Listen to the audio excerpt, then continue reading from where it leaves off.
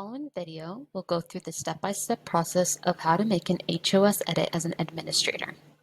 You'll first want to navigate to the Compliance tab, click on HOS, and then Logs. From there, you want to select your date period, select the driver, and click on Apply Changes. Now we're able to see the entire log for this driver. Now the green log indicates that this has been verified and edits can be made by an administrator. Had the log been gray, it means that this has been unverified and edits cannot be made by any administrator. So to make an edit, you would click on the log, choose the time, and edits can be made on the date and time as well as the status. If we were to change the status, we'd have to scroll down and make an annotation detailing what it is that we have edited.